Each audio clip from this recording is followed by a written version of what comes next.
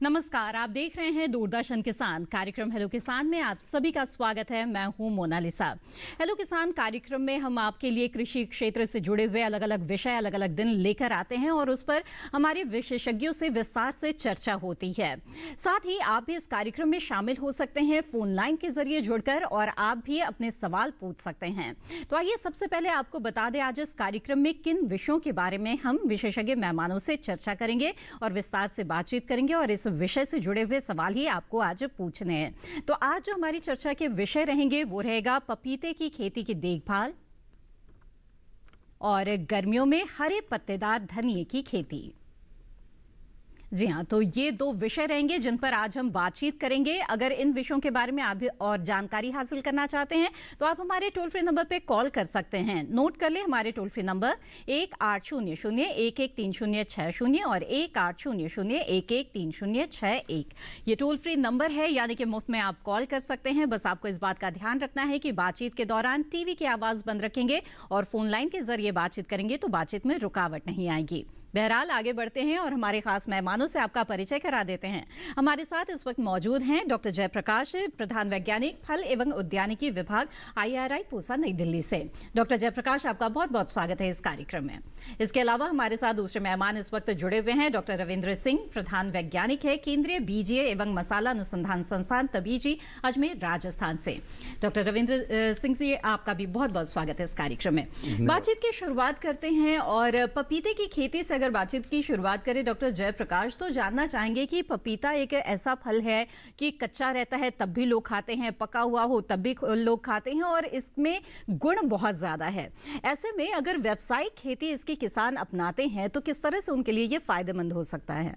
निश्चित रूप से पपीता आज की तारीख में ऐसा एक फल है जिसकी पूरे साल भर मांग रहती है बाजार में। खास करके इस मौसम का जो अप्रैल और मई के महीने में जो फल तैयार होता है उसकी गुणवत्ता तो उच्च कोटि की होती है। सबसे मीठा टेस्टी फल आपको जो पपीते में मिलेगा वो अप्रैल और मई के महीने में मिलता है, घरों के आसपास जिनके आसपास है वहाँ भी। और सबसे अच्छी बात यह है कि पपीते का जो गुड़ है वो सिर्फ उसमें शर्करा ही नहीं है, शुगर ही नहीं है, उसमें विटामिन है, मिनरल्स है, सोडियम और पोटेशियम का बहुत ही अच्छा कॉम्बिनेशन है कि अगर आपको 1 मिलीग्राम सोडियम मिलता है तो 5 मिलीग्राम पोटेशियम मिलता है, जो स्वास्थ्य के लिए बहुत अच्छा है। अगर कोई चीज़ स्वास्थ्य के लिए अच्छी है और जो कंज्यूमर हैं उसको बराबर खा रहे हैं तो निश्चित रूप से इसका मतलब है कि उसकी बाजार में मांग है, और मांग है तो जो उत्पादन करने वाला है उसको हमेशा एक फायदे की गुंजाइश रहती है। पपीते की खेती काफ़ी अच्छी है, लाभदायक है। ये है कि इसकी देखभाल आपको खास रूप से करनी पड़ती है, खास करके उत्तर भारत या मध्य भारत के क्षेत्रों में, क्योंकि ये मूल रूप से दक्षिण भारत को ज़्यादा सूट करता है इसकी जलवायु के अनुसार। इसलिए हमें एक्स्ट्रा सावधानी बरतनी पड़ती है इस क्षेत्र में। अगर आप उन सबको बरतेंगे तो आपको बेहतर मुनाफा होगा। आगे हम कार्यक्रम में चर्चा करेंगे कि अलग अलग जो इसके तथ्य हैं, विषय हैं, उनकी कैसे आप बिल्कुल और खासतौर पर उत्तर भारत और मध्य भारत के जो किसान हैं वो पपीते की खेती करते हैं बहुत बड़े पैमाने पर, लेकिन उन्हें किन बातों का ध्यान रखना चाहिए इस बारे में हम बातचीत करेंगे आगे। फिलहाल नजर डाल लेते हैं इस रिपोर्ट पर।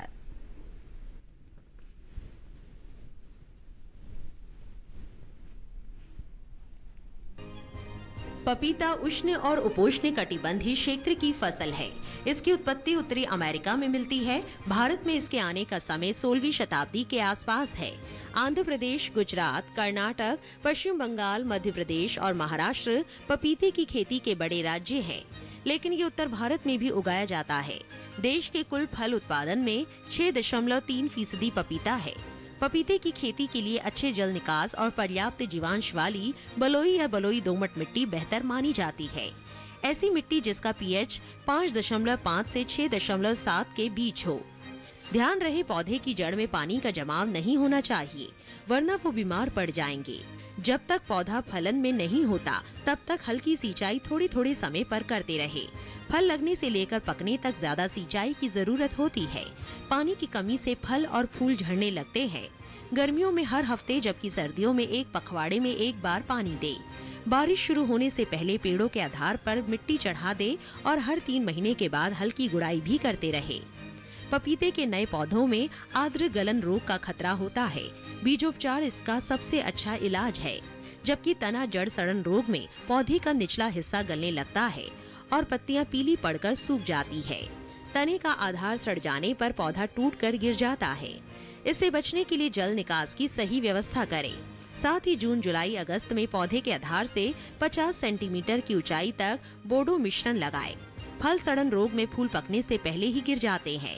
इनके अलावा माइट, एफिड और फल मक्खी जैसे कीट भी पपीते को नुकसान पहुंचा सकते हैं। वैज्ञानिक सलाह से इसका उपाय करें। फल का रंग जब हरे से हल्के पीले की ओर बदलने लगे और फल से पानी जैसा तरल पदार्थ निकलने लगे तो समझ लीजिए कि फल पक गया है। हल्के से घुमाकर पके फल को सावधानी से तोड़ ले ताकि दूसरे फलों को नुकसान ना हो। तो ये रिपोर्ट आपने देखी। आइए बातचीत को आगे बढ़ाते हैं और धनिये के बारे में बातचीत करते हैं। तो हरे पत्तेदार धनिये की अगर खेती गर्मियों के मौसम में डॉक्टर सिंह किसान करना चाहे तो कितनी सफलतापूर्वक इसे किया जा सकता है? जैसा कि हम देखते हैं उत्तरी भारत में अभी हरे धनिये की डिमांड के साथ साथ जो आपूर्ति है वो कम हो जाती है, क्योंकि जो इसका सूटेबल टेम्परेचर है सोइंग का वो दिन का तापमान है वो 32 डिग्री हो और रात का तापमान है वो 20-22 डिग्री हो, वो सूटेबल टेम्परेचर होता है इसके जर्मिनेशन के लिए। लेकिन अभी आप देख रहे हैं कि पिछले 15-20 दिन से उत्तरी भारत में लू चल रही है, गर्म हवाएं चल रही हैं, तापमान है वो 42 डिग्री के आसपास या उससे ऊपर चल रहा है। इस परिस्थिति में जो धनिया खेतों में लगा रखा है वो भी खत्म हो जाता है और उसकी आपूर्ति है वो बहुत कम हो जाती है और उस कारण से उसकी रेट है, प्राइस है वो कई गुना बढ़ जाती है। जैसे जो धनिया सर्दियों में 10 से 12 रुपए किलो पत्तेदार धनिया वो मिल जाता है किसान भाइयों को, जो हमारे कंज्यूमर हैं उनको, किसान भाइयों को 10 से 12 रुपए उसका वैल्यू मिलती है। लेकिन अभी जो धनिया है वो 40 से 50 रुपए बिक रहा है और 15-20 दिन और महीने भर बाद में इसी धनिया की कीमत है वो लगभग 100, 125, 150 रुपए तक हो जाएगी। कारण ये है कि क्योंकि आपूर्ति कम हो जाएगी और डिमांड है उतनी बनी रहती है, तो ग्रीष्मकालीन जो पत्तेदार धनिया है उसका किसान को मैक्सिमम फायदा मिलता है। लेकिन उसमें जो करने का तरीका है, उसमें जो मैनेजमेंट है वो भी प्रॉपर होना चाहिए जिससे ही किसान भाई उसकी खेती कर सकें। बिल्कुल। तो बेहतर फसल प्रबंधन अगर आप करेंगे तभी आप गर्मियों के मौसम में हरे पत्तेदार धनिये की खेती कर सकते हैं। हालांकि इसमें कुछ बातों का ध्यान रखना बेहद जरूरी है, लेकिन ये काफी मुनाफा देने वाली है। तो किस तरह से गर्मियों के मौसम में आप हरे पत्तेदार धनिये की खेती कर सकते हैं, इसके बारे में विस्तार से आज हम चर्चा करेंगे। आइए उससे पहले नजर डाल लेते हैं इस रिपोर्ट पर।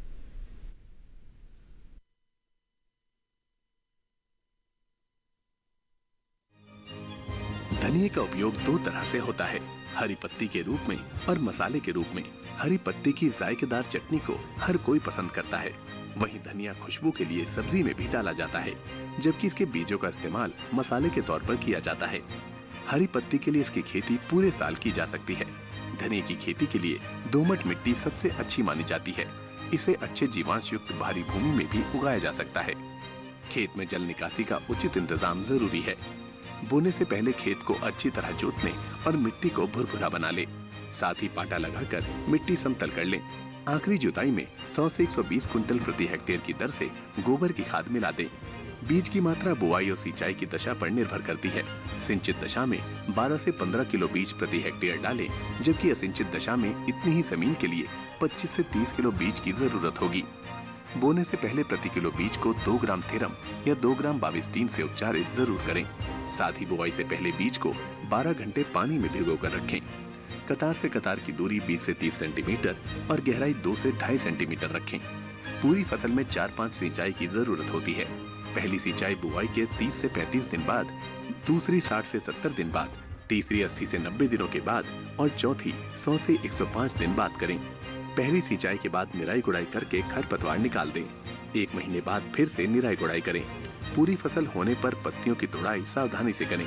तोड़ते समय पत्तियां बर्बाद ना हो, इस बात का ध्यान रखें। जी हाँ, तो रिपोर्ट आपने देखी कि किस तरह से आप धनिये की खेती कर सकते हैं। आइए इसके बारे में कुछ और जानकारी हासिल करते हैं। डॉक्टर सिंह बताएं ऐसे में कि जो गर्मियों के मौसम में अगर हरे पत्तेदार धनिये की खेती करना चाहते हैं तो बुआई का उपयुक्त समय क्या होना चाहिए? जैसे मैंने बताया कि उपयुक्त समय अभी गर्मियों के हिसाब से मई, जून और जुलाई, अप्रैल से ही आप मानिए कि जैसे तापमान बढ़ता है उसके बाद में हम इसकी खेती करना शुरू कर सकते हैं। मेन ध्यान रखने वाला मुद्दा है वो ये है कि इसमें जैसे अगर खुले में अगर धनिया लगाते हैं तो वो सरवाइव नहीं करेगा। तो उसके लिए क्या है कि सेड नेट की जरूरत पड़ती है। हरा सेड नेट 75% से लेके 90% छाया वाला हो या 50% छाया वाला काला नेट हो।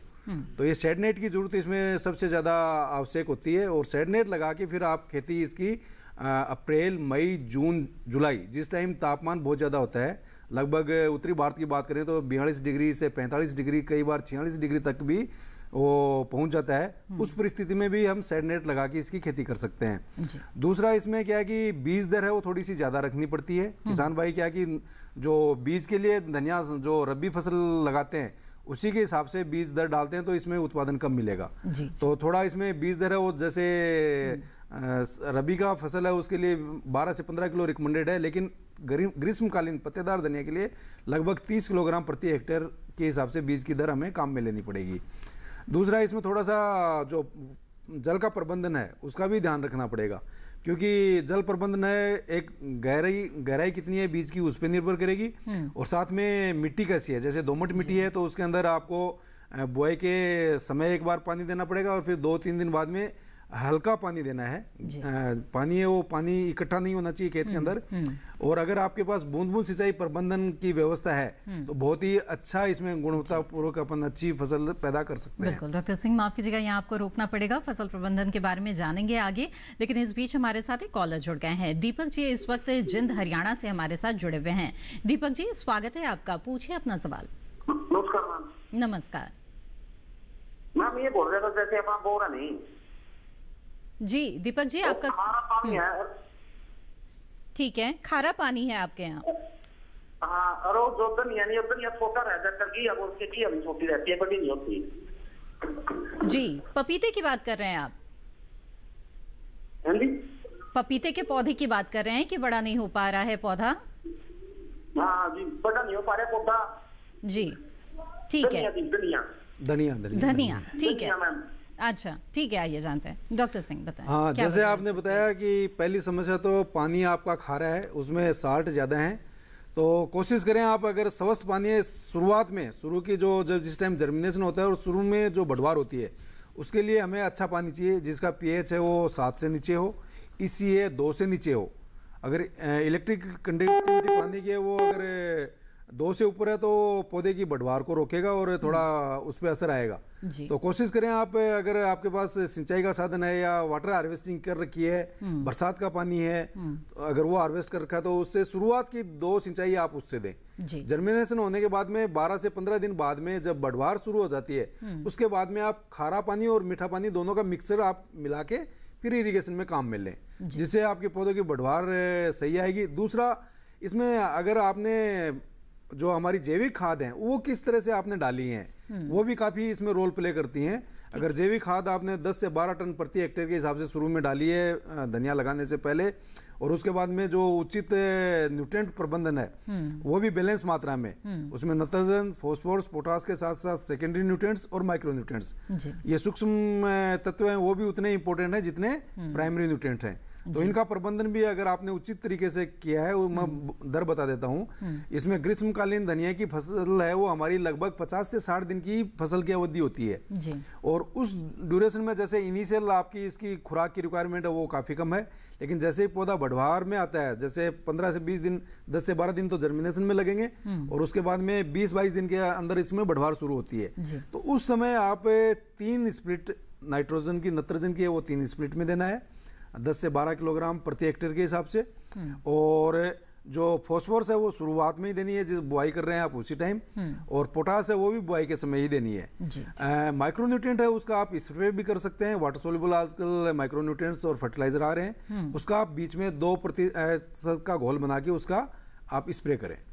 तो उसमें अगर मेरे को जो समझ में आ रहा है आपके, एक तो जीवांश की मात्रा कम है तो आप उसके अंदर आप थोड़ा माइक्रोन्यूट्रिएंट और नाइट्रोजन की मात्रा बढ़ाएं थोड़ी सी, और उचित जल का प्रबंधन करेंगे तो आप ये बढ़वार है वो सही हो जाएगी। जी बिल्कुल। तो दीपक जी यहाँ पर बहुत ही विस्तार से आपको यहाँ पर सुझाव दिया है डॉक्टर सिंह ने, और फसल की जो बढ़वार होती है वो कई बातों पर निर्भर करती है, इसलिए बेहतर तरीके से फसल प्रबंधन करना बेहद जरूरी है।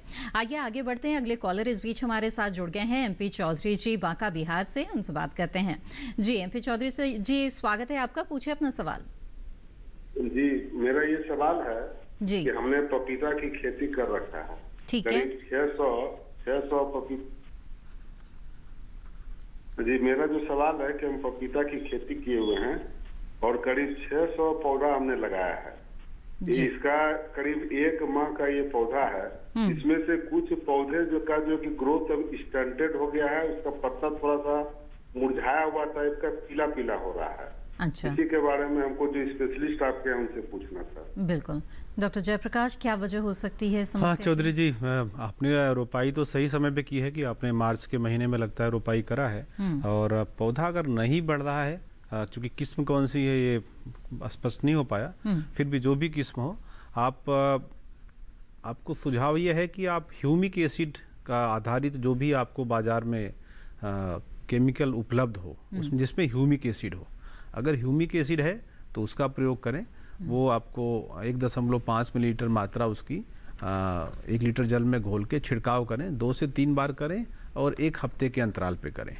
और यहाँ पे ध्यान दीजिएगा, पीछे कोई ऐसी फसल उस खेत में नहीं होना चाहिए जैसे बैगन है या टमाटर है। इस तरह की कई बार समस्या आती है जहाँ पे नीमाटोड की समस्या आती है, हालांकि मुझे नहीं लगता कि इतनी जल्दी नीमाटोड की समस्या पपीते में आएगी। दूसरा एक चीज़ और ध्यान दीजिएगा कि थोड़ा भी जल भराव ना हो, नमी चाहिए। थोड़ा सा भी जल बढ़ेगा तो थोड़ा ग्रोथ रुक जाएगी और हल्का सा पीलापन भी आएगा, ये भी होगा। और कई बार उसमें आपको तना या जड़ सड़न रोग रहेगा। और एक बार अगर आपने ट्राइकोडर्मा का प्रयोग करा है तो अच्छी बात है, अगर नहीं करा है तो आप इस स्टेज पर तो ट्राइकोडर्मा का प्रयोग नहीं कर पाएंगे। आप ये कीजिएगा कि एक रिडोमिल नाम की दवा आती है, उसका आप प्रयोग कर सकते हैं 2 ग्राम प्रति लीटर के हिसाब से, वो जड़ क्षेत्र में पड़ेगा जी। तो ये दोनों काम आप करेंगे तो निश्चित रूप से उसमें बढ़वार भी आएगी। और ध्यान दीजिएगा कोई नया कीड़ा तो नहीं आ रहा जिसके चलते ऊपर में कुछ नुकसान हो रहा हो, इस चीज़ का ध्यान दीजिएगा। बिल्कुल। तो MP चौधरी जी, मुझे उम्मीद है कि इस सुझाव पर आप ज़रूर अमल करेंगे और पौधे की अच्छी बढ़वार होगी और अच्छी फसल आपको मिल पाएगी। बहरहाल इसी के साथ हेलो किसान कार्यक्रम में वक्त हो गया है एक छोटे से ब्रेक का। हम जल्द हाजिर होंगे, आप बने रहें दूरदर्शन किसान पर।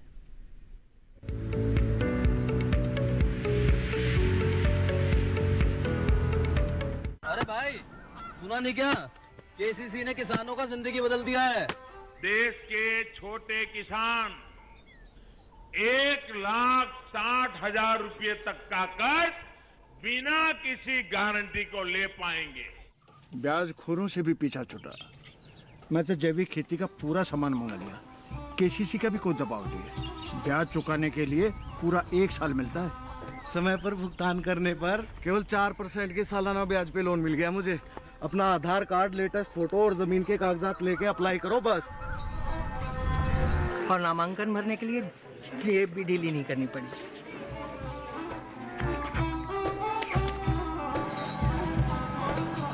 चाचा, उधार चुकाने के 24 घंटे के बाद उतने ही पैसे वापस निकाल सकते हैं। KCC ने किसानों की जिंदगी वाकई बदल दी है। तो आप भी किसान क्रेडिट कार्ड अपनाएं और सहजता से ऋण पाएं।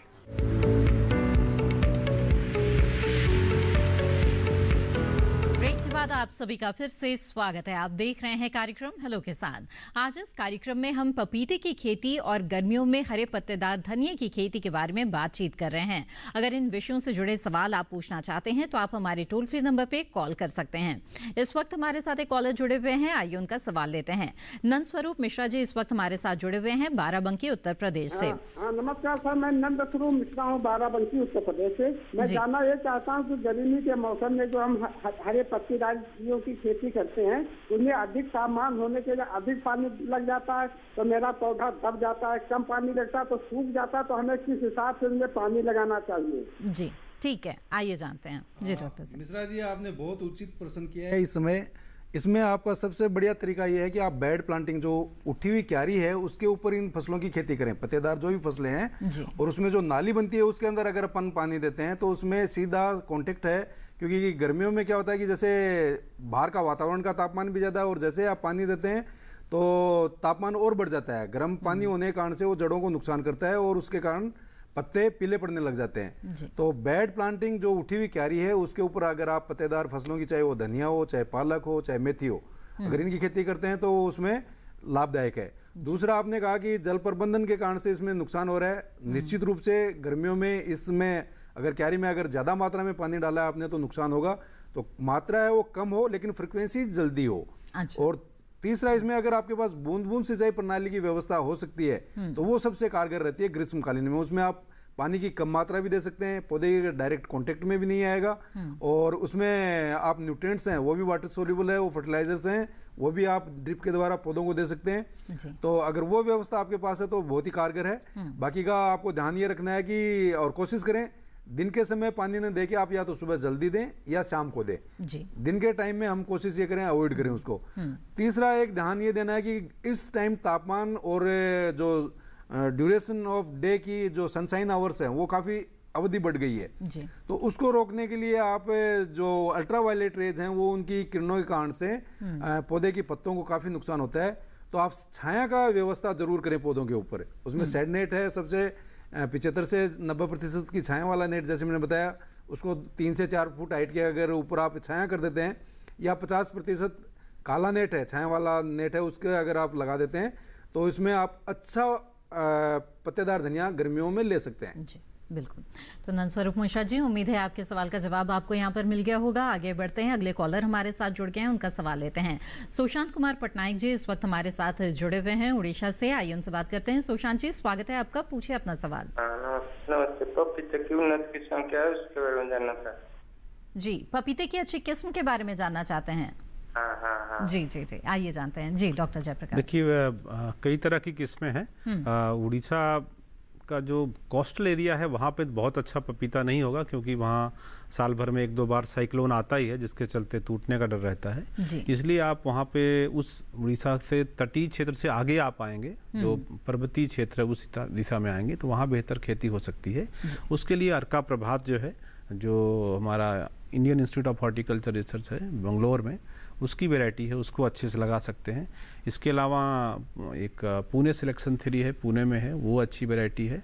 और अगर आप कच्चे फल के हिसाब से करना चाहते हैं तो आप पूसा नन्ना भी कर सकते हैं, पूसा ड्वार भी कर सकते हैं, ये भी अच्छी किस्में हैं। इसके अलावा निजी क्षेत्रों में भी कुछ किस्में बहुत अच्छी चल रही हैं, उनका भी आप प्रयोग कर सकते हैं। लेकिन ध्यान दीजिएगा, जब भी आप पपीता करेंगे तो आसपास में सब्जी की खेती, खास करके कद्दू वर्गीय है या टमाटर है या बैगन है या मिर्च है, उसकी आसपास ना करें।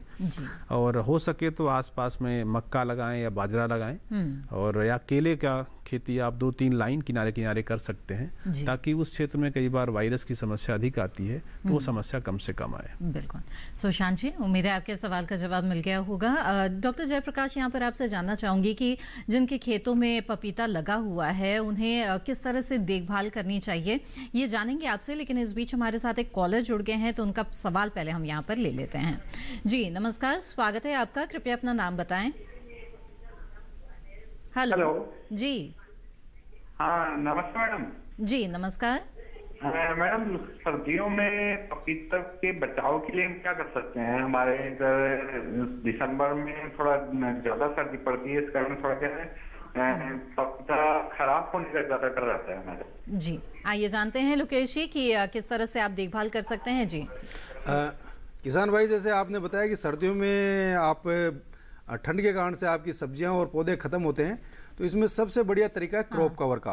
क्रॉप कवर आता है, नॉन वूवन क्लॉथ आता है, इसको आप काफी कम लागत वाला तरीका है। जी। और दूसरा है ये कि हवा का जो रुख है उसको हम थोड़ा सा चेंज करने के लिए, जैसे वर्टिकल वाल है प्लास्टिक की, उसको लगा सकते हैं। ठीक है, थोड़ा धुआं कर सकते हैं। मैं चाहूंगी कि चर्चा में शामिल कर लूं। डॉक्टर जयप्रकाश, पपीते के लिए उन्होंने खासतौर पे पूछा है ये सवाल कि किस तरह से वो अपने फसल को बचा सकते हैं, तो आप क्या सुझाव देंगे यहाँ पर उनको? शुरुआत में ही कहा था कि उत्तर और मध्य भारत में और इनकी पश्चिम के क्षेत्रों में भी खास करके जो दिसंबर जनवरी का महीना है, इनकी 15 फरवरी तक, इस साल तो 12-15 फरवरी तक ठंड तगड़ा था, फिर गर्मी आ गई, तो उस वक्त काफी कम तापक्रम के चलते जब भी टेम्परेचर 10 डिग्री सेल्सियस से नीचे जाएगा तो पपीते के पत्ते जो पुराने हैं वो गिरने शुरू हो जाएंगे और बहुत कम पत्ते रह जाते हैं। अब होता है कि इससे बचे कैसे? पहली कोशिश ये होती है कि जितना हो सके आप फरवरी और मार्च में रोपाई कीजिए, पहले से नर्सरी पॉली हाउस में तैयार रखिए, ताकि आप अधिक से अधिक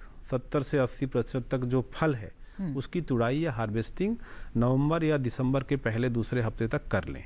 अच्छा। कम से कम फल बचेगा तो कोई नुकसान भी, बहुत ज़्यादा नुकसान नहीं होगा।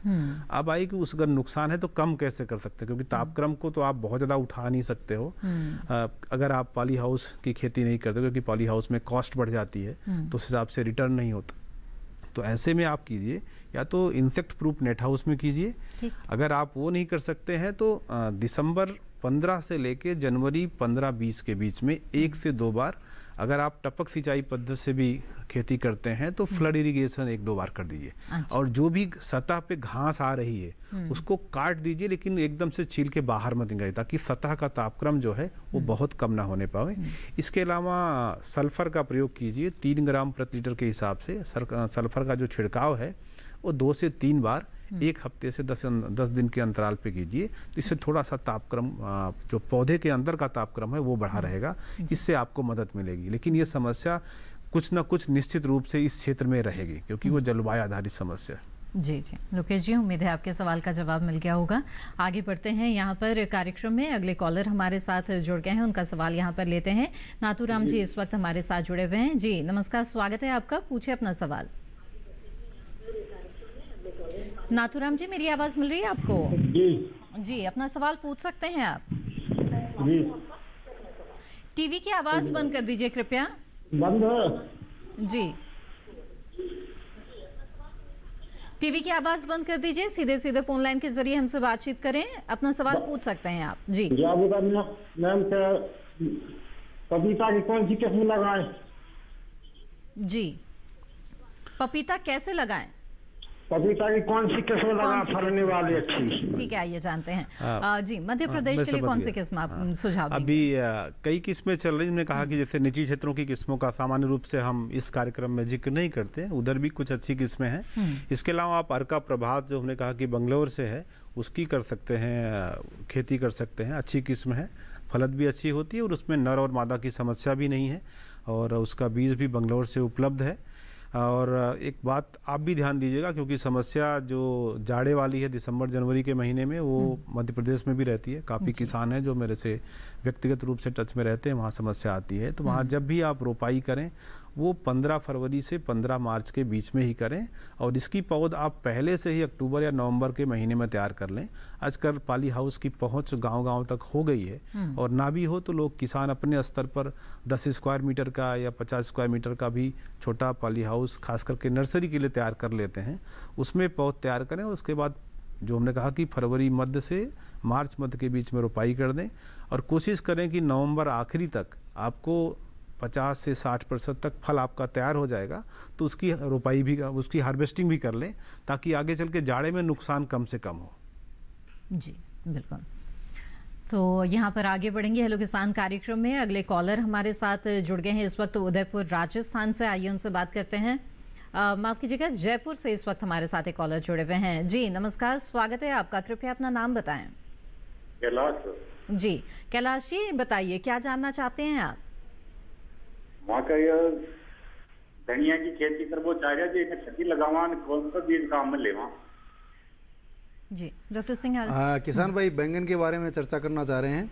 हाँ धनिया जी धनिया की वही करने धनिया में तो आप ACR अजमेर ग्रीन कोरिएंडर, जो अजमेर का हरा धनिया है, उसकी वैरायटी ACR 1 है। वो इसमें वैरायटी में 2 चीज़ों का ध्यान देना है किसान भाइयों। ग्रीष्मकालीन पत्तेदार धनिया की खेती करनी है। मुख्य इसमें समस्या आती है वो बोल्टिंग की। जो फूल है वो जल्दी आ जाता है। अगर शरदकालीन अपने बीज वाली किस्में अगर अपन लगा देते हैं गर्मियों में, तो उसमें 35 से 40 दिन में ही फूल आना शुरू हो जाएगा, जिससे उसकी क्वालिटी है वो अच्छी नहीं मिल पाती है। तो जिन वेराइटीज में बोल्टिंग, जिसमें फ्लावरिंग है वो लेट होती है, वो वेराइटियों का हमें सिलेक्शन करना है। उसमें अजमेर से हमने अजमेर ग्रीन कोरिएंडर के नाम से अजमेर हरा धनिया एक नाम से इस वेराइटी का बीज है, वो आपको मिल जाएगा। इसमें 70 दिन 55 से लेके 65 दिन के बीच में फ्लोरिंग होती है। अच्छा। तो इसलिए उसका जो हमारा पत्तेदार धनिया है उसकी जो मैक्सिमम प्रोड्यूस भी मिलता है वो 50, 55 और 60 दिन के आसपास ही मिलता है। तो आपको सिलेक्ट वही वेराइटी करनी है जिसमें डिलेड फ्लोवरिंग हो और जिसमें पत्ते का वजन सही आ जाए।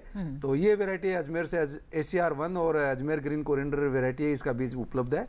और आप ये वैरायटी लगा के अच्छा मुनाफा ले सकते हैं ग्रीष्मकालीन पत्तेदार धनिया के लिए। जी कैलाश जी, उम्मीद है आप इन जो वैरायटीज है किस्में हैं उनका चुनाव करेंगे और अच्छी उपज आपको मिल सकती है। बातचीत को आगे बढ़ाते हुए डॉक्टर जयप्रकाश आपसे जानना चाहेंगे, जिन किसानों के खेतों में पपीते की फसल लगी हुई है, कई बार इस वक्त हम देखते हैं कि फूल झड़ने की समस्या आ जाती है, ऐसे में क्या करे बचाव के लिए किसान?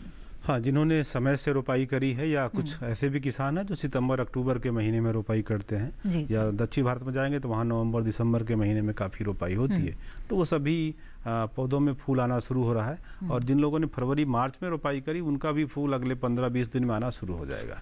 तापक्रम बहुत ज़्यादा है, इस चलते भी फूल गिरता है। और यहाँ पर दो चीज़ें हैं, आप एक सूक्ष्म पोषक तत्व जो है जिसमें जिंक और बोरान प्रमुख रूप से हैं, इनका छिड़काव करें, क्योंकि आजकल जिंक सल्फेट सीधा प्रयोग बहुत से किसान नहीं कर रहे हैं। बाजार में ऐसे लिक्विड फार्म में तमाम पदार्थ उपलब्ध हैं जिनकी सबकी मात्रा 2.5 मिलीलीटर प्रति लीटर के हिसाब से है। उनका छिड़काव जो है 10 से 12 दिन के अंतराल पर करते रहें, तो उससे एक ऑक्सीजन हार्मोन होता है, उसकी मात्रा बराबर पौधे में बनी रहती है, तो फूल नहीं गिरता है। दूसरा है कि कई बार ऐसा है कि आपको दिखाई पड़ेगा कि लोग ऐसी किस्में निजी क्षेत्रों से भी लगा रहे हैं जिसमें नर मादा की समस्या नहीं होती है, तो मादा में तो फूल आता रहता है, लेकिन जो उभयलिंगी पौधा है जो परागण का सोर्स है, जिसके जरिए पोलेंस आता है फिर फल रुकता है, उस पर वो नहीं होता। अगर ऐसा है तो आप किसी भी पौधे से या किसी भी वैरायटी का पौधा हो, उसके नर वाले हिस्सों को लेके खुद भी आप वो क्रॉस सुबह कर सकते हैं, खास करके सुबह 8 से लेके 10 साढ़े 10 के बीच में, तो भी फल आपका रुक जाएगा। इसके अलावा इस चीज़ का ध्यान दें कि जल भराव ना हो, क्योंकि बराबर जो मिट्टी की सतह है वो काफ़ी धूप होने के बाद से बहुत जल्दी सूख रही है, तो उसके चलते बार बार हम पानी देते हैं। उसमें समस्या ये होती है कई बार ऊपर तो आपको लगता है सूख गया, हम पानी दे दें, और नीचे नमी एक्सेस हो जाती है, अधिक हो जाती है, जिसके चलते पीथियम और फाइटोप्थोरा 2 फफूंद हैं जो मिट्टी में ही रहते हैं, उनका प्रकोप काफ़ी बढ़ जाता है। और ऐसा हुआ तो फिर आप देखेंगे कि तना सड़न या जड़ सड़न रोग आएगा। तो उससे बचने का तरीका है कि आप पानी एक सप्ताह के अंतराल पे दें, या टपक सिंचाई पद्धति है तो ज़्यादा अच्छा है, खास करके शाम के समय पानी दें, 6 साढ़े 6 के आसपास दें, क्योंकि आजकल 7:30 तक तो उजाला बना रहता है। और एक चीज़ का ये ध्यान दें कि अगर आप मल्च कर सकते हैं, खास करके ऑर्गेनिक मल्च है या ऐसा मल्च जो प्लास्टिक में भी आता है जिसकी सतह ऊपर से सफ़ेद होती है, नीचे की तरफ काली होती है, उनका प्रयोग कर सकते हैं, उससे भी काफ़ी राहत रहेगी। बिल्कुल। डॉक्टर जयप्रकाश, इस वक्त हमारे साथ एक कॉलर जुड़ गए हैं, उनका सवाल यहाँ पर हम ले लेते हैं। योगेश जी इस वक्त महाराष्ट्र से हमारे साथ जुड़े हुए हैं। योगेश जी, स्वागत है आपका, पूछिए अपना सवाल। योगेश जी, मेरी आवाज मिल रही है आपको? हाँ, जी जी, पूछिए अपना सवाल। मैडम, मैं अभी धनिया की खेती करना चाहता हूँ। ठीक है। हेलो जी, हम सुन रहे हैं आपको योगेश जी, टीवी की आवाज बंद रखिएगा। धनिया की खेती करना चाहते हैं आप? हाँ। ठीक है, क्या सवाल है ऐसे में आपका? अभी धनिया की खेती करना चाहता हूँ। जी हाँ। ठीक। किसान भाई, क्या है कि पहली बार जैसे लग रहा है सवाल से कि पहली बार ये धनिया की खेती करना चाह रहे हैं, तो आपको ये देखना है कि एक तो जो आपके खेत की मिट्टी है वो उसमें जीवांश मात्रा कितनी है। 0.5 के आसपास है तो बहुत ही अच्छा है। अगर उससे कम है तो थोड़ा उसमें ऑर्गेनिक कार्बन है वो बढ़ाने के लिए अपने को जैसे अच्छी सड़ी हुई फार्म यार्ड मैन्योर है जो गोबर की खाद है, वो आपको 10 टन के आसपास डालनी है। और उसके बाद में खेत को भुरभुरा बना के, और जो धनिया का बीज है वो साबुत बीज है, उसके अंदर 2 हिस्से करने हैं उसको। अच्छा। तो स्प्लिट करके उसके, और उसके बाद में बीज है वो आप लाइन से लाइन या छिड़कुआ भी बो सकते हैं। अगर पत्तेदार धनिया के लिए बोना तो आप छिड़कुआ भी बो सकते हैं। ध्यान ये रखना है कि बीज ज़्यादा गहरा नहीं जाए ज़मीन में। 2 mm के आसपास गहराई होनी चाहिए, तो केवल मिट्टी में मिक्स हो जाए इतना ही अपने को ध्यान देना है। और उसके ऊपर एक पतली सी लेयर मिट्टी की आ जाए। अगर ज़्यादा गहरा हो जाएगा तो इसमें जर्मिनेशन की प्रॉब्लम आएगी। दूसरा एक और ध्यान देना है आपको, हल्की सिंचाई बुआई के तुरंत बाद में देनी है, और तीसरे चौथे दिन बाद में एक हल्की सिंचाई और देनी है, जिससे कि जर्मिनेशन प्रॉपर हो जाए। अगर आप, क्योंकि बीज है वो कम गहराई पे है, अगर आप पानी तीसरे चौथे दिन नहीं देंगे तो ऊपर की लेयर सूख जाती है, उससे जर्मिनेशन है वो कम हो जाएगा। तो जमाव सही प्रॉपर होने के लिए आपको इनिशियल स्टेज में एक हल्का पानी देना पड़ेगा। उसके बाद में जर्मिनेशन प्रॉपर होने के बाद में आप 10 से 12 दिन या 7-8 दिन, जैसे अभी गर्मियों का मौसम चल रहा है तो सप्ताह में एक बार हल्का पानी दें। और पोषक तत्वों के प्रबंधन है वो 40 किलोग्राम प्रति हेक्टेयर के हिसाब से नाइट्रोजन की मात्रा देनी है, 30 किलोग्राम फॉस्फोरस और 30 किलोग्राम पोटास प्रति हेक्टेयर के हिसाब से आपको पोषक तत्व देने हैं। इसमें फॉस्फोरस और पोटास है वो शुरुआत में बुआई के समय ही आपको देनी है, उससे पहले जब जिस समय आप गोबर की खाद मिक्स करते हैं उसी टाइम, उसके 5-7 दिन बाद में जब खेत तैयार करते हैं उसी टाइम फॉस्फोरस और पोटास की पूरी मात्रा खेत में मिक्स कर दें। और नाइट्रोजन है वो 3 स्प्लिट में आपको पौधों को देनी है। जी, तो योगेश जी, आपको यहाँ पर कई जानकारियां मिल गई है कि किस तरह से आप धनिया की खेती कर सकते हैं। इसी के साथ कार्यक्रम हेलो किसान में यहाँ रुकते हैं एक और छोटे से ब्रेक के लिए। ब्रेक के बाद भी हमारी चर्चा जारी रहेगी। आप बने रहें दूरदर्शन किसान पर।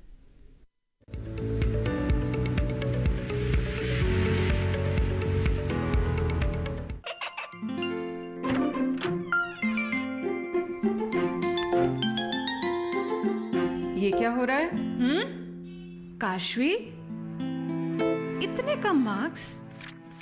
काशू बेटा पढ़ा करो, पढ़ोगी नहीं तो आगे कैसे बढ़ोगी? मम्मा मैं भी तो आपसे यही कहना चाहती हूँ, पढ़ा करो। आप पढ़ोगे नहीं तो आगे कैसे बढ़ोगे? मतलब?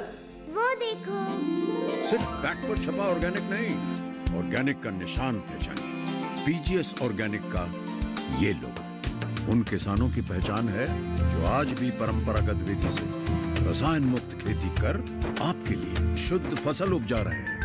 अब समझे मम्मा, अगर मैं प्योर ऑर्गेनिक फूड नहीं खाऊंगी तो अच्छे मार्क्स कहाँ से लाऊंगी? अच्छा बच्चों, जैविक खेती की इस मुहिम को आगे बढ़ाइए, शुद्ध ऑर्गेनिक अपनाइए।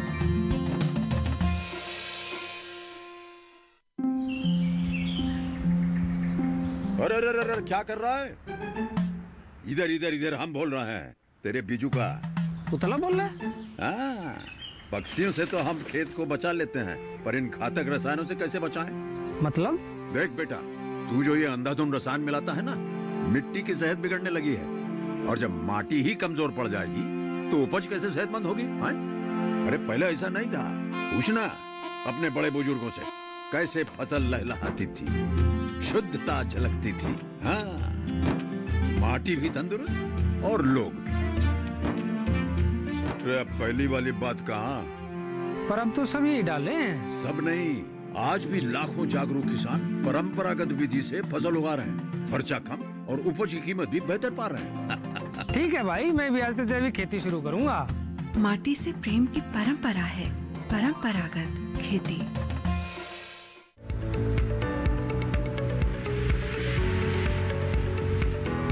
ब्रेक के बाद आप सभी का फिर से स्वागत है। आप देख रहे हैं कार्यक्रम हेलो किसान। आज इस कार्यक्रम में हम पपीते की खेती और गर्मियों के मौसम में हरे पत्तेदार धनिये की खेती के बारे में बातचीत कर रहे हैं। अगर इन विषयों के बारे में आप भी कुछ जानकारी हासिल करना चाहते हैं तो आप हमारे टोल फ्री नंबर पर कॉल कर सकते हैं और हमारे विशेषज्ञ मेहमानों से आप सुझाव ले सकते हैं। इस वक्त हमारे साथ एक कॉलर जुड़े हुए हैं, आइए उनका सवाल यहाँ पर लेते हैं। मेहुल जी इस वक्त उदयपुर राजस्थान से हमारे साथ जुड़े हुए हैं। मेहुल जी स्वागत है आपका, पूछिए अपना सवाल। हेलो मेहुल जी, मेरी आवाज मिल रही है आपको?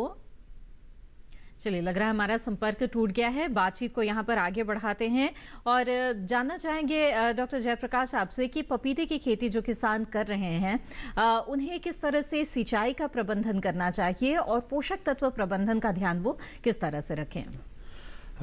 अगर जो आपने फरवरी मार्च में रोपाई करी है तो निश्चित रूप से उसी वक्त हम जो सड़ी हुई गोबर की खाद है, आज के समय में सबसे महत्वपूर्ण है कि जो गोबर की खाद या जीवांश जो भी किसान यूज कर रहे हैं या प्रयोग में ला रहे हैं, उसकी जो गुणवत्ता है वो उतनी अच्छी नहीं रहेगी जितनी 15-20 साल पहले हुआ करती थी। तो अच्छी गुणवत्ता खास करके सड़ी हुई गोबर की खाद का प्रयोग करें।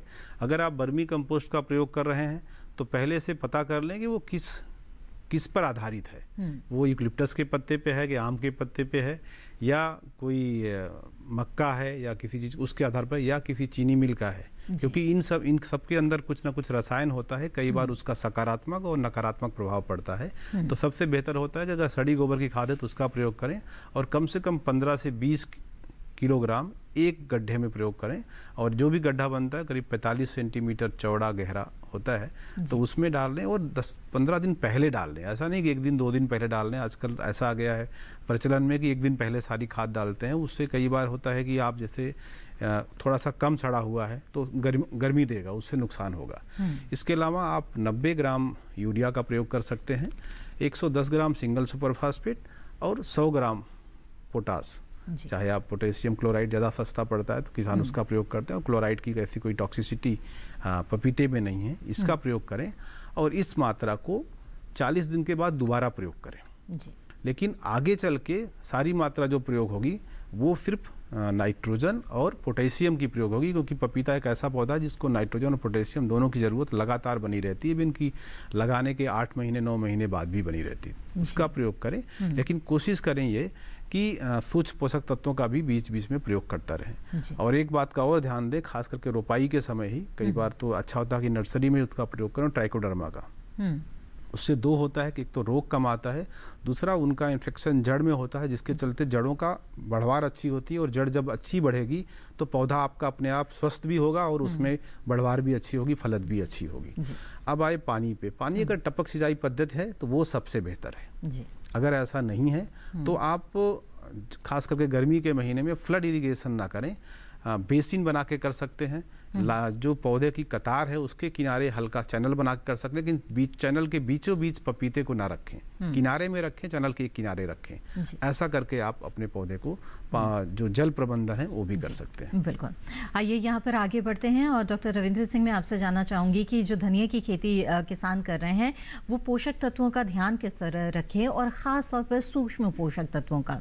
अगर इसमें किसी तरह की कमी आ जाती है तो किस तरह का असर फसल पर पड़ सकता है? जी, जैसा कि गर्मियों के मौसम में वैसे फसल की रिक्वायरमेंट है वो तो कम है, क्योंकि अवधि इसकी 60 दिन ही है। तो टोटल रिक्वायरमेंट है वो जैसे बीज वाली फसल है उसके बजाय कम है, लेकिन उचित प्रबंधन की ज़रूरत है। जैसे ऑर्गेनिक कार्बन के लिए मैंने बताया कि FIM सड़ी हुई 10 टन के आसपास प्रति हेक्टेयर के हिसाब से डालनी है। उसके बाद में नत्रजन है वो 40 किलोग्राम नत्रजन 3 स्प्लिट में देनी है। 30 किलोग्राम फॉस्फोरस और 30 किलोग्राम पोटास है वो बुआई के समय ही देना है। माइक्रोन्यूट्रिएंट की काफ़ी क्षेत्र में इसकी कमी दिखाई देती है किसान भाई। इसमें जिंक है तो जिंक के लिए आप, और आयरन है, दोनों इनकी रिक्वायरमेंट भी चाहिए फसल को। और इनका क्लोरोसिस का असर जो पीलेपन है पत्ते में वो इन दोनों पोषक तत्वों की कमी के कारण से आता है। तो उसके लिए माइक्रोन्यूट्रिएंट जिंक और आयरन है उसका आप स्प्रे करें। माइक्रोन्यूट्रिएंट वो स्प्रे के द्वारा आप दें। 1% का घोल बना के, जैसे 1 लीटर पानी में 1 ग्राम माइक्रोन्यूट्रिएंट, चाहे वो जिंक हो या चाहे आयरन हो, आयरन सल्फेट, तो उसको डाल के उसका स्प्रे करें।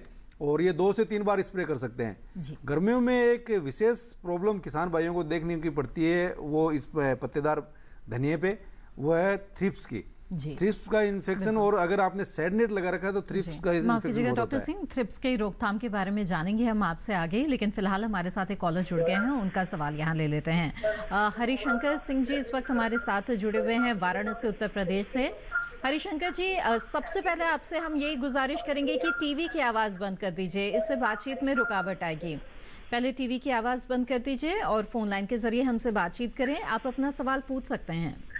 हाँ, हम एक वाराणसी से बोल रहे हैं जी। हाँ, और एक जानना चाहते हैं, पपीते की खेती करना चाहते हैं। ठीक है। तो हम उसको पहली बार करने जा रहे हैं, तो उसके लिए क्या सावधानियां, कैसे और कौन सी वैरायटी अच्छी रहेगी? जी बिल्कुल, आइए जानते हैं। जी हाँ हरिशंकर जी, अच्छी बात है आप पपीते की खेती करना चाहते हैं। बनारस और उसके आसपास के क्षेत्रों में पपीते की खेती पहले से होती रही है। कच्चा पपीता और पक्का दोनों की खेती ठीक ठाक होती रही है, आप कर सकते हैं। पहली बार करने जा रहे हैं तो आपके लिए सुझाव है कि आप सीमित क्षेत्र में करें, जैसे 1000 स्क्वायर मीटर का एरिया ले लें या 2000 स्क्वायर मीटर से अधिक का क्षेत्र न लें पहली बार खेती करने के लिए। और इसमें जैसे हम पहले भी कार्यक्रम में कहा कि अर्का प्रभात एक अच्छी किस्म है। अगर आपको पक्के पपीते को बेचने के हिसाब से करना है तो अच्छी किस्म है। इसके अलावा आप पूछा नन्हा पूछा ड्वार्फ भी कर सकते हैं। निजी क्षेत्रों में भी कुछ किस्में हैं अच्छी हैं, उनका प्रयोग कर सकते हैं। और आपके यहाँ रोपाई का 2 मौसम होगा, आप 15 सितंबर से 30 सितंबर के बीच भी रोपाई कर सकते हैं, जैसे ही मानसून ख़त्म होता है उसके बाद। लेकिन ध्यान दें कि आपका जो भी खेत है, जिस खेत में आप खेती करना चाहते हैं, उसमें जल भराव 8-10 घंटे के लिए भी ना होता हो।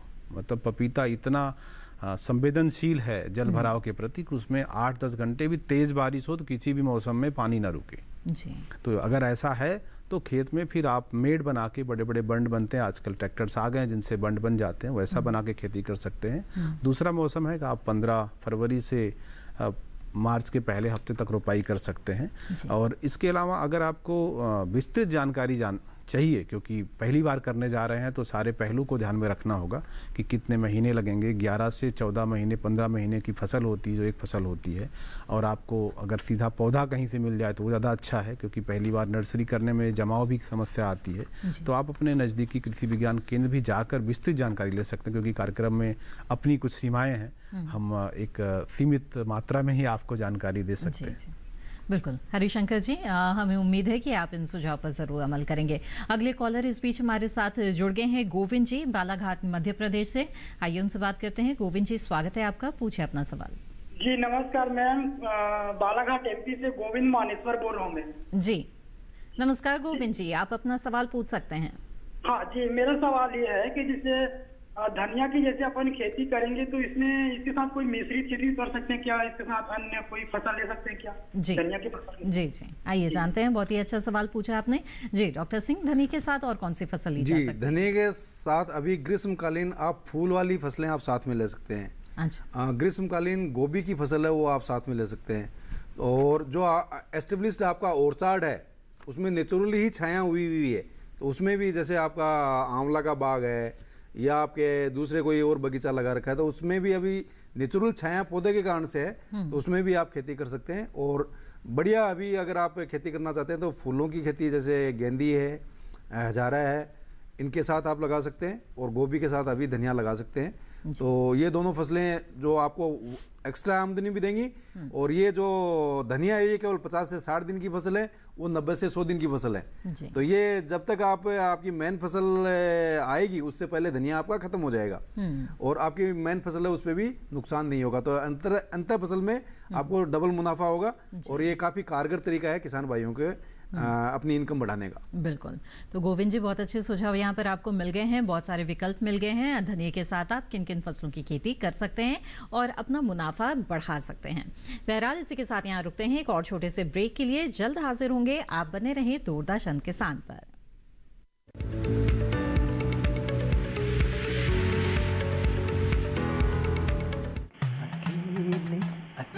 अरे वाह भैया, अकेले अकेले। अरे तू भी ले, पर खाएगा कैसे?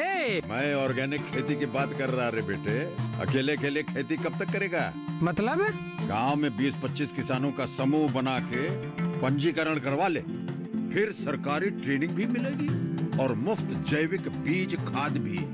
फिर बीजीएस ऑर्गेनिक की सरकारी मोहर के साथ तेरी उपज आकर्षक पैक में पहुंचेगी बड़े बाजार तक। अच्छा। हाँ। अरे भाई कहाँ चल दिया?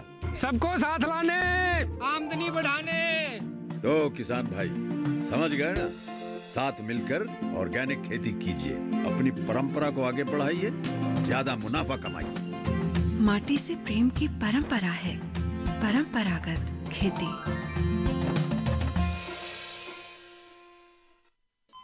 अरे सुन तो। मुझे क्या सुनाना चाहते हो? जो सुनाओ मेरी सौतन को। किसको? अरे वही तुम्हारा मोबाइल फोन जिससे सुबह शाम दिन रात चिपके रहते थे और कहते थे किसान कॉल सेंटर से बातें हो रही हैं। अच्छा ये बात है। हाँ क्यों, क्या हुआ? अब बात नहीं होती क्या? अब तो झट से बात हो जाती है। ऐसा क्या? हाँ, अब तो ज्यादा लाइनें और खास तकनीक के कारण खेती के माहिरों से तुरंत बात हो जाती है। और अगर कभी लाइन व्यस्त हो तो अपनी समस्या फोन पर रिकॉर्ड करा दो, वहाँ से फोन आ जाता है और समस्या की हल का मैसेज भी आ जाता है। ये देखो आ गया। अरे वाह, इसका मतलब इंतजार की घड़ी अब खत्म। हाँ। तभी मैं सोचूं कि आजकल मुझ पर इतना प्यार क्यों आ रहा है। कृषि संबंधी समस्याओं का अपनी भाषा में तुरंत हल पाने के लिए पूरे भारत में किसी भी फोन से हेल्पलाइन नंबर पर संपर्क करें। किसानों का दोस्त किसान कॉल सेंटर।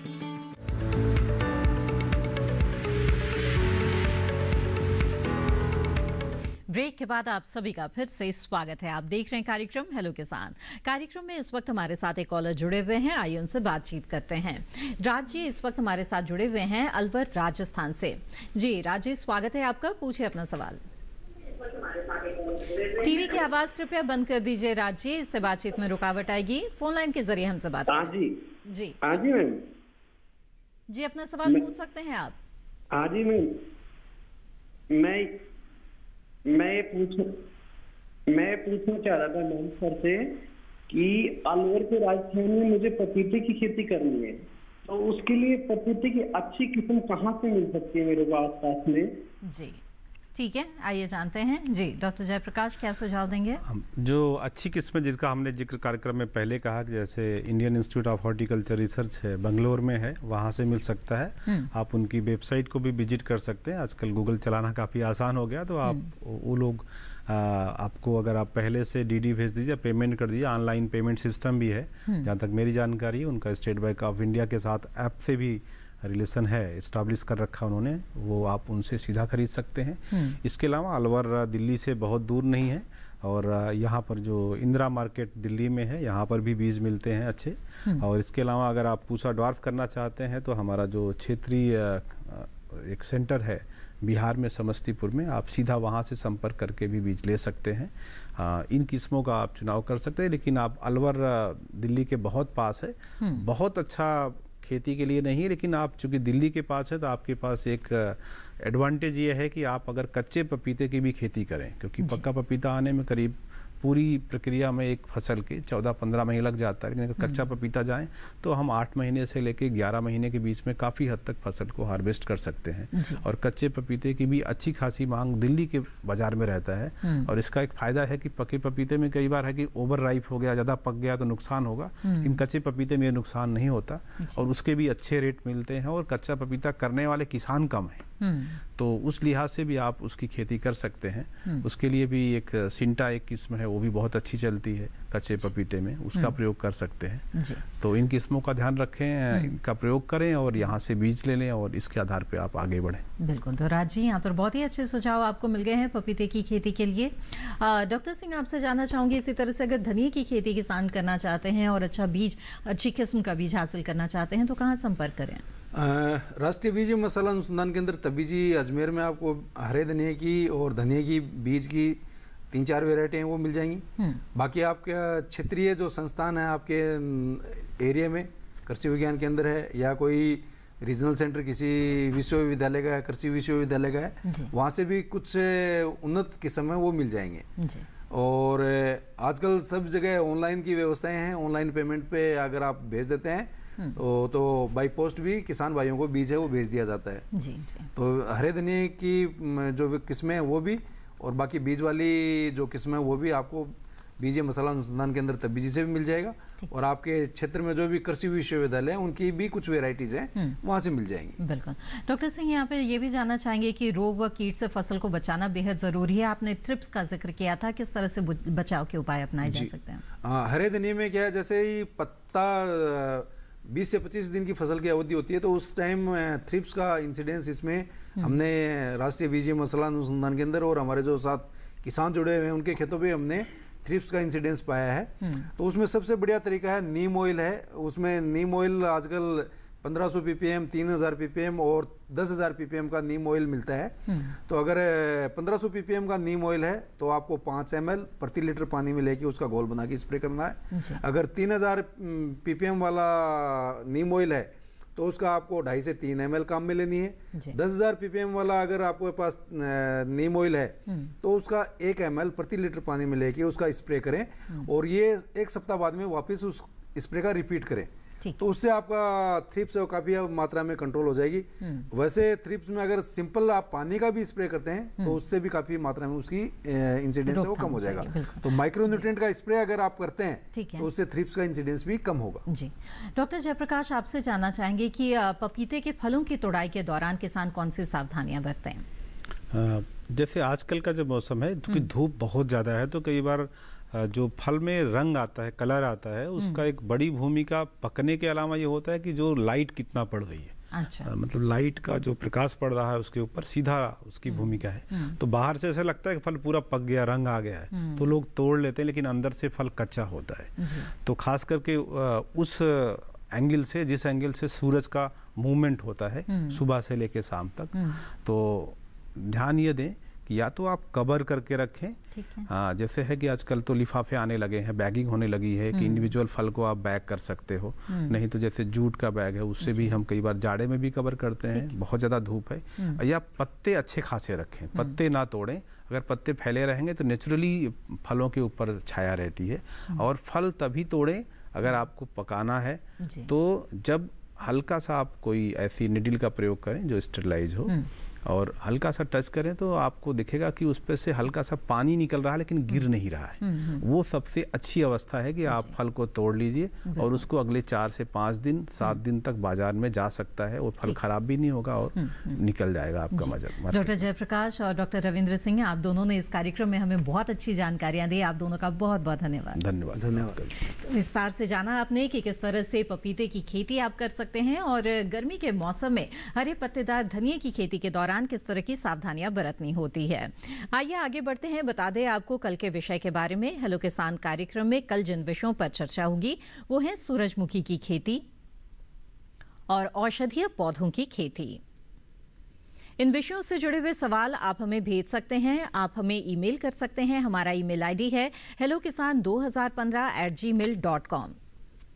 इसके अलावा फेसबुक के जरिए भी आप हमसे जुड़े रह सकते हैं। हमारे फेसबुक पेज पर जाने के लिए हिंदी में टाइप करें हेलो किसान।